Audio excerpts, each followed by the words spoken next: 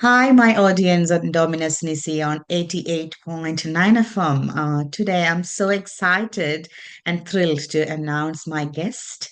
So, very special person, connected, really core to the values that I keep close to my heart. So, let me introduce Anne to my show. Welcome, Anne. Thank you, Bismi. Okay. Hi, everyone. Hello. And before asking you to tell about yourself, let me share who you are, that what we know about you. And is a volunteer for last 45 years. That's really exciting thing. And then what she did, she picked up her enthusiasm and then interest in helping and empowering women. And that's what I said, that's really close to my heart. And then she is the regional president for Oceania and Southeast Asia of WFWP. She's the current Australian and Victorian president. And then she is UN Office regional representative for Australia and Southeast Asia for WFWP. And let me ask you, what is WFWP, and then how did you pick up your interest in this organization? So that's a bit of a history, actually. Yes. Uh, Women's Federation for World Peace is this year 33 years old. So in 1992, it went international. Mm-hmm. But before it went international, it was in Japan for Mm-hmm. about 4 years. So in 94, 1,600 Japanese women went to 160 nations. So every Mm-hmm. nation got 10 of these young, enthusiastic, really amazing women. Uh, Mm-hmm. Big countries like Canada, little countries like Fiji, Mm-hmm. uh, Australia, Okay. everyone got 10. So at that time, I was living in North America, Mm-hmm. um, because my husband is Canadian. And we were in Toronto at that time, though we lived most of the time in Montreal. And I met three of these ladies, Uh-huh. and they could just speak English. They were young and beautiful, and they had such a vision and mission and passion for what they were trying to do. And I've actually felt really sorry for them. Mm-hmm. And so I thought I have to really help them. Mm-hmm. And so I did. I got involved with Women's Federation. Mm-hmm. And then at that time, I had two little boys. And then I had two more little boys. I got really busy. Okay. And so it wasn't really until we moved to Australia. I'm Australian, so I came back, right, in Yeah. 2000 Yeah. that I got more involved. And then, yeah, one thing, you get tapped on the shoulder. And so I was asked to be the national president, and then the regional president at that Mm-hmm. time was stepping down, and I was asked if I wanted to be one of the nominees. And our international founder of Women's Federation for World Peace International, Mm-hmm. um, Dr. Hakchahan Moon, we call her Mother Moon, she Madam. actually chose me. Mm-hmm. So it's quite an honor, actually. So and I sit on the international board, representing our region. So it Mm-hmm. just means more work, actually. No, that's great to Start. hear. I know that people knows about this organization doing really great things, but they may not know where it started. And it's great to see that it's from Japan to the whole world, and then making that tremendous changes to empower women in a great way. Yeah. And then we know that the website is showing what are your core values and what are the activities that you're doing, and then how you empowering people within our sector, within our local area, national area and international area. So I really would love to check with you. And I know that these days Australia needs some very special at the same time serious actions related to a very current issue that we have as a society.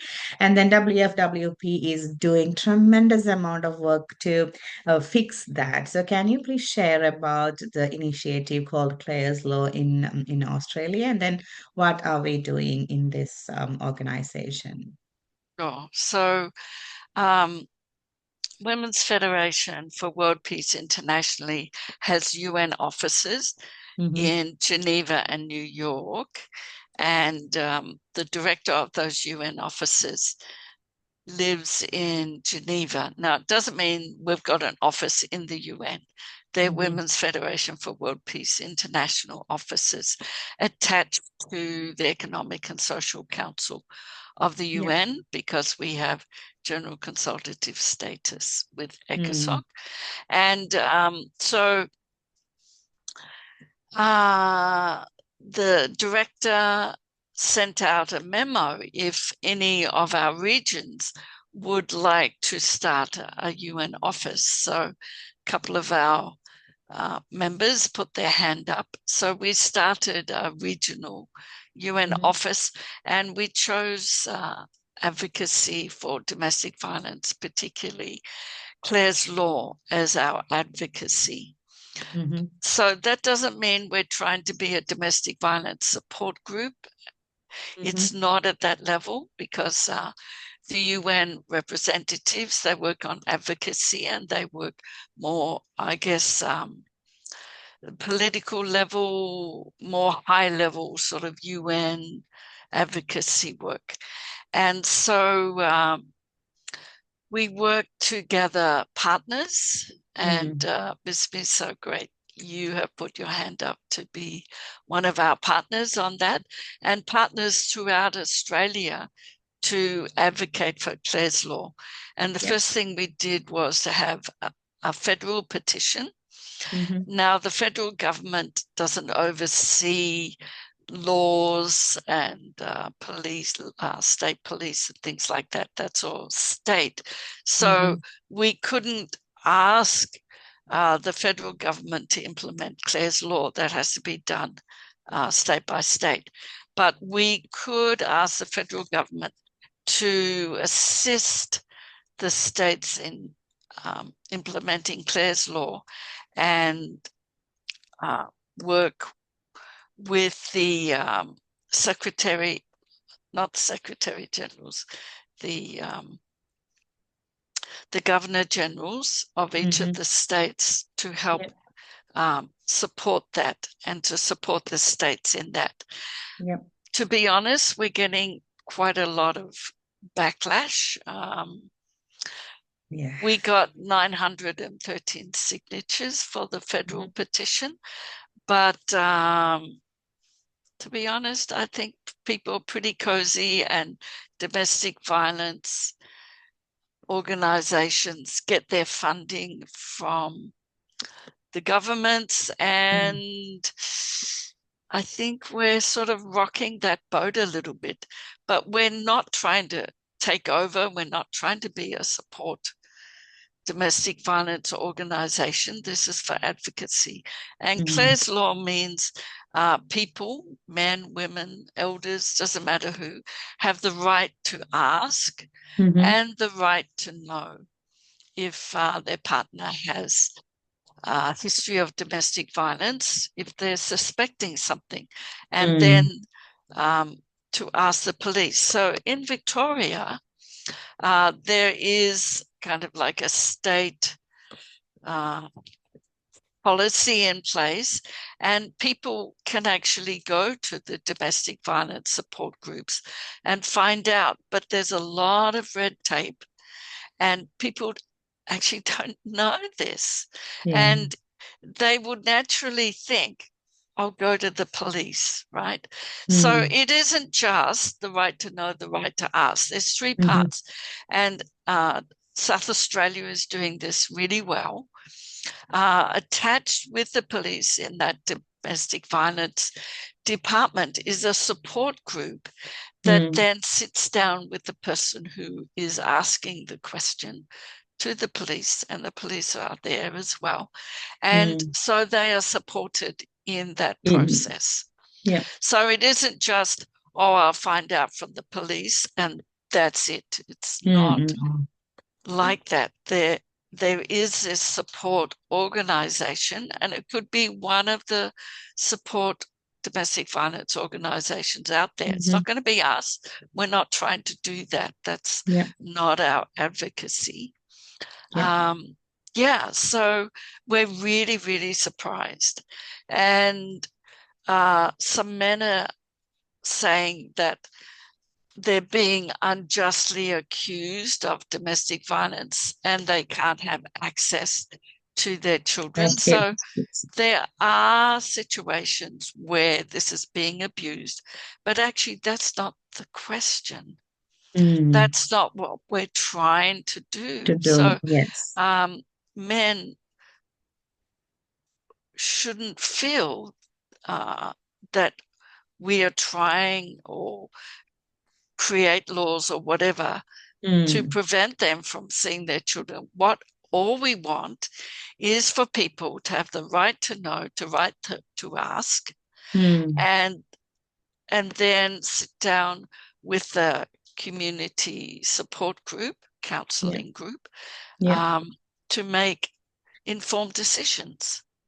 Exactly. So I know that, when we think about family violence, everybody think about all the support systems like say Safe Steps, Orange Door, and Multicultural in Touch, all those things. But WFWP is more of like advocating that they need to know the things before they go approach police, and what are your rights to ask from the police, and then do things. As it's equally important that perpetrators and the victim should know their rights and responsibilities and their parenting, parenting, uh, I would say, real rights, what you need to do for your parenting and financial settlement, all those things.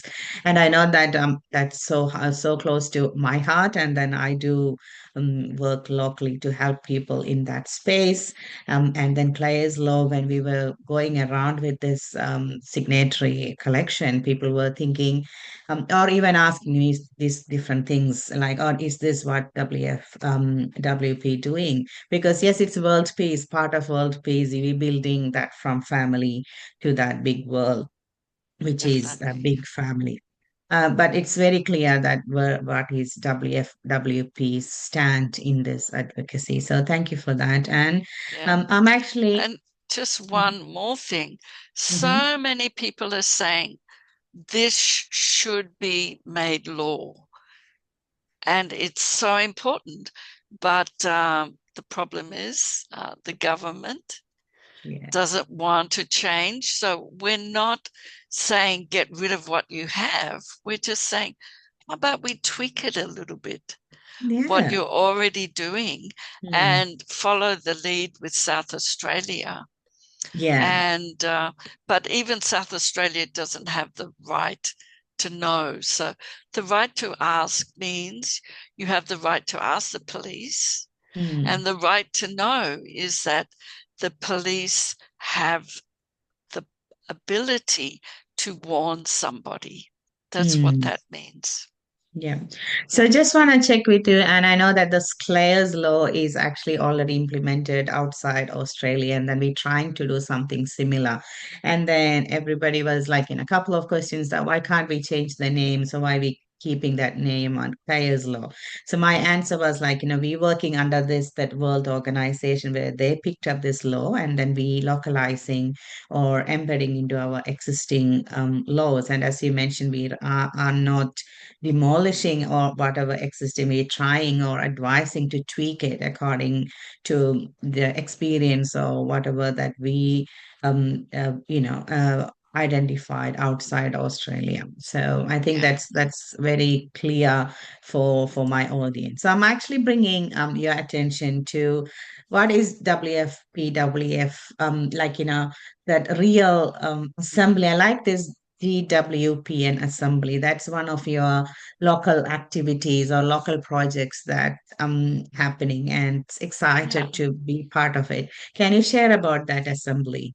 I can. I have a question for you. Yeah, please. Um, I have a video showing statistics, a very Mm, short one in Britain of how Clare's law has worked.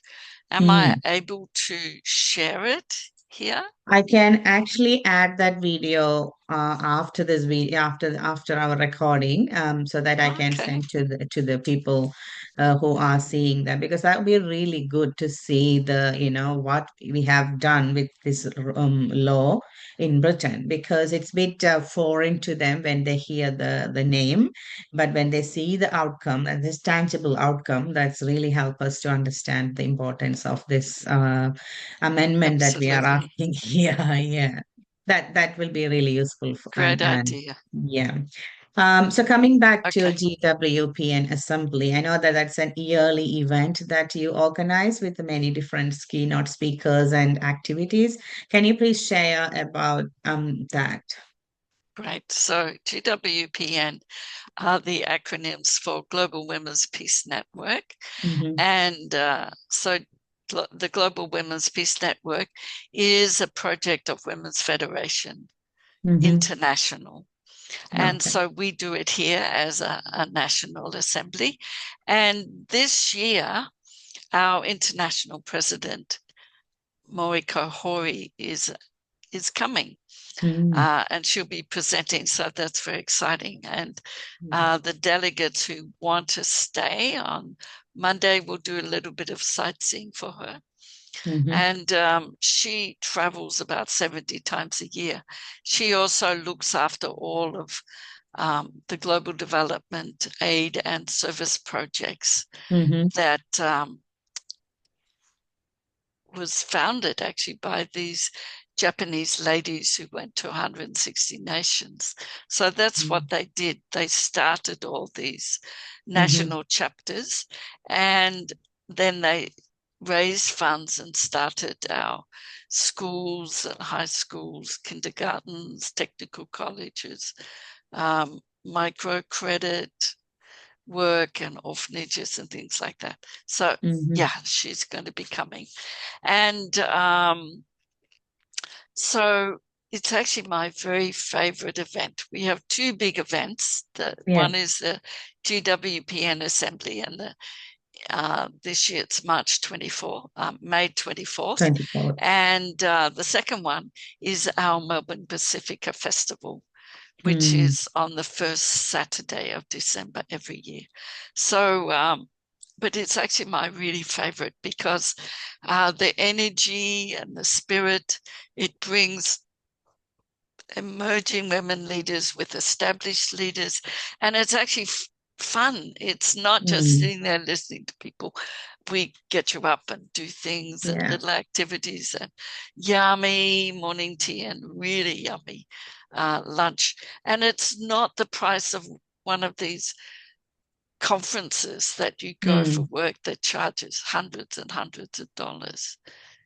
It's not even Ex $70. It's amazing what we do. And we're yeah. all volunteers, and the presenters are volunteers. And our presenters are really powerful women who Mm. do amazing things. And likewise, our volunteers and our GWPN Planning Committee, they're all professional women, and they Mm. are amazing, amazing. Such beautiful people. So all these beautiful people come together Yep. with the purpose of raising up the next generation of women leaders, focusing on leadership of the heart. Yeah. I love that And tag, leadership of heart. Mm. yes, so it's not, and we have a mentor program attached Mm-hmm. to it. Mm-hmm. This year, the theme is Confident Her. And so our leadership program, the mentoring, it's not a mentoring training on the job. You can Mm-hmm. do that when you get your job. Yeah. It's a mentoring on leadership. and for women to feel comfortable in their own skin. They don't have to compete with men. They don't have to have their Mm, leadership style like a man.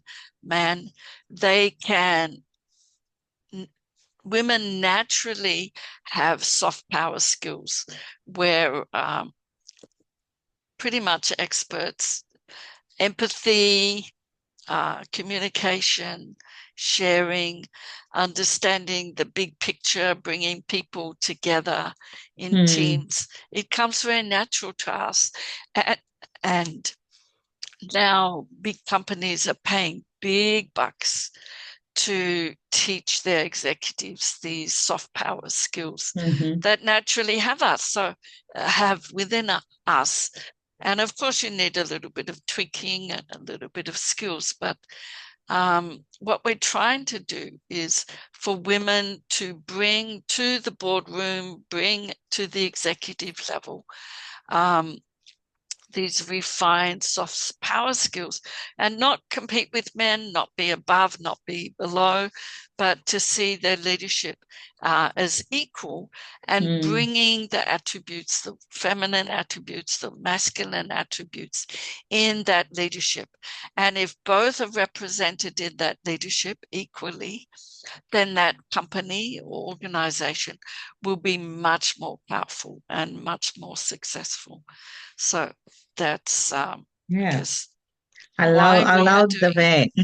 I picked up a couple of things from there, and yeah, we are not competing with the male or masculinity, but it's more of like tweaking or strengthening that inbuilt feminine skill set, becoming a leader, and then helping them to become a better person in that executive level or in the boardrooms. I love that Yeah, way. yes. Yeah, that's a great way. And then I would mention that last year I had an opportunity to a participant in that assembly. And yes, what Anne mentioned, I will reaffirm that. Yes, very yummy food. First of all, very good ambience and nice people, great leaders. Their stories and the way that they were sharing it was motivating, and then do better things. I felt like, yes, I belong here because that's what I want to become. Because the selfless way of sharing their skill and then time during that the whole day. I know that it's starting from 10 to 4-ish, but I know that the And volunteers to starting three-ish. 10 to, yeah. And, but, you're planning, you're, building up the team. It's all starting, and like, more before as well. And then Mm. the time is here to share that news to the public and then invite Yeah. everybody. Yeah. And if And you are, also, mhm, we have a group of professional women as our mentors. And these women have been with us year after year because they're doing this pro bono as well. mm, And they understand to raise up the next generation of women leaders. mhm. And most of them work full time, most of them are coaches. Yeah, And so we're waiting for our mentees to come. So if you would like to develop leadership skills, yeah, that normally this coaching costs thousands and thousands of dollars. Yeah, talk to Bisme, go to our website, go and yeah, exactly. So, contact us, and correct. yeah, find out about that mentor program. So I really want to invite on to these two programs, like, especially the assembly. That's a 1 day activity, I would say, like connecting with many good-hearted women and identify that, confidence in you, and then picking up where I need to modify, and then what are the areas or what are the people that I need to connect. So I know that this world now is a world of networking, but this is more of like a network with a purpose. So I encourage everybody, go to the website, and I'll be putting the link under this video as well to register for this assembly and this mentoring program. And as again, it's very cost effective way of a very long period of mentoring, but at the same time tailored or customized according to your need. the way that you want to become the leader in Yeah. your workplace. Yeah. It's So, one-on-one mentoring for 6 months. yeah. And you get access to GWPN Assembly and part of a chat support group. Hmm. Yeah, there's lots of And benefits then in this. different resources and sharing the stories. And I know that there That's are some right. podcasts coming Yeah, from those people, and then you can part of workshops. other coaches. There are lots up there, and I would say, and like in if you think about or look at other social media advertisement about mentoring programs, they're advertising too much and delivering less. But I think WFWP doing the other way. We even they delivering more than what you are advertising for. So I encourage everybody, come and enjoy and come and see. That's what the main thing that I can say, because the core values of all these people is that they are volunteers and they are doing that with a passion from the heart. So it's not Yeah, for a monetary benefit, but it's more of like to no, see that other women are progressing in their life and in their career and in their confidence yeah. level. And So the underlying philosophy of Women's Federation that mhm, comes from our founders, Father and Mother Moon, is mhm, living for the sake of others as mm, a way of peace building. And yeah, so, in the family, mothers do that very naturally. They live and raise up their children to have a better life, a better way. And yeah, so do fathers, of course, but, we do it in a different way, different mm, aspects. Children need both mum and dad, yeah, both the masculine and feminine. And so how do you have peace in your couple is when you serve each other, when you change for each other, when you live for each other. How do you mm, have peace and happiness in your family? It's when the parents are serving and taking care of their children. And as the children grow, then it comes back. They serve and attend. That's called filial piety, actually, in Asian mm, culture. They attend their parents. So it creates harmony. And mm, so if you extend that out, which is what we're trying to do with Women's Fed in society, by serving each other, you mhm, don't actually miss out. yeah, So much benefit, internal benefit comes back to you. yeah. And so that's how Women's Federation operates all around the world with That's that great. philosophy. So I would say it's a great way of being part of a world organization and connected to UN, and then having this great motto of helping and empowering other people. You mentioned a little bit about that peace and then core values of the Federation, but I would love to check with you personally. And I know that you are doing many different things from your heart, and I know as a family you dedicated for other people, and then the things that you and your husband and kids are doing are so much to the community. So there is something that filling you, that's why you are sharing that love, joy and peace to the whole world. So I used to ask to all my guests here on this radio, how do you is there any top 3 rules or any techniques or tips that you're keeping in your life to get that love, joy and peace in within you and to other people? Well, of course, it's your connection to the divine, Hmm. to your heavenly parent. Doesn't matter what faith, whatever Mm, name you give it, doesn't matter. It's the same. yeah. So that's why I said before, when you give, you don't miss out because what you receive back is spiritual energy. Mm, The reason why people are depressed today, and it's been predicted that in 2030 it'll be the number one disease. But actually, the reason why people are depressed is because they live with the philosophy of me, myself, and I. And you mm, solve it, and it's your fault, and you do something about it yeah. rather than taking responsibility. So if you want to be happy, go out and volunteer. You want to be happy, go out and do something Yeah. beyond yourself, because that energy will come back. And that's a very Asian philosophy as well, Mm-hmm. because they do that. They think about the bigger whole in their culture before they think about themselves. Because if Yeah. the whole is happy, you're part of that whole, you're happy. And Yeah. if everybody's thinking about the whole, Mm-hmm. thinking about the family, thinking about my school, thinking about my church, thinking about my community, Yeah. then they're thinking about you, Mhm. Yeah. right? And so it comes back. And Australia is an amazing place. It's a lucky country. It's a beautiful country. It's a peaceful country. We're multicultural and we celebrate that.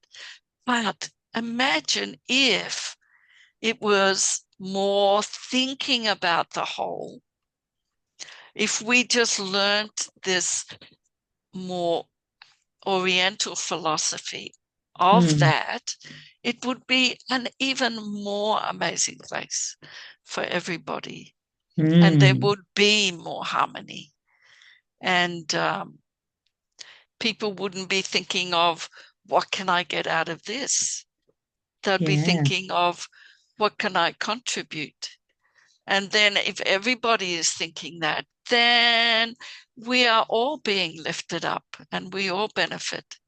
So that's the sort of way I live my life. My Mm-hmm. husband and I, and we try in our family as well. Mm-hmm. And if we could all do that, then really peace would be there. Because not peace is when you're just thinking about myself, my nation, Mm-hmm. my money, my resources, or what Mm-hmm. can I take Right. from somebody else? That's what creates conflict, Yeah. which is basically fundamentally called selfishness, actually. Mm. Yeah, that's a great way of thinking myself. That mindset should go. And then we think about everyone, that wholeness, so that that will help you to, avoid or stop selfishness and then becoming open and then help. And I love that the way that you mentioned, then go and do some volunteering that will give you happiness. And then I That's can see right. that, when we do some help to others, that will come back to you, but at the same time you feel that, okay, I could do this to other person, which is really valuable to the other party. At the same time, internally it's helping you as well. So that's a great way Yeah. of filling your cup and then Yeah. sharing that beauty of love. So that's an amazing way of sharing your life. And I know that you are so busy with the different things to spread this great message of federation. And wish you all the very best. And looking forward to the assembly and then mentoring program and all the activities. And then we know that we used to do that cleanup, Australia, that beautiful Yeah. beaches. And recently we had that interfaith conversation happening, and all those activities.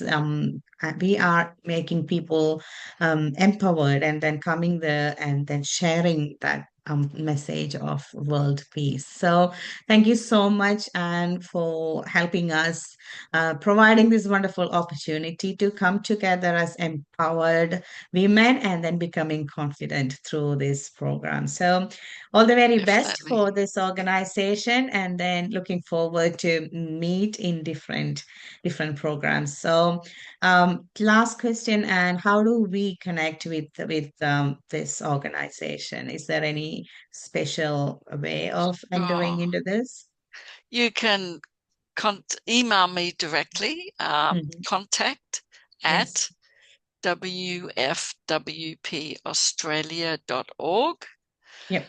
or you can give us a phone call, 5968 Yep. 2664.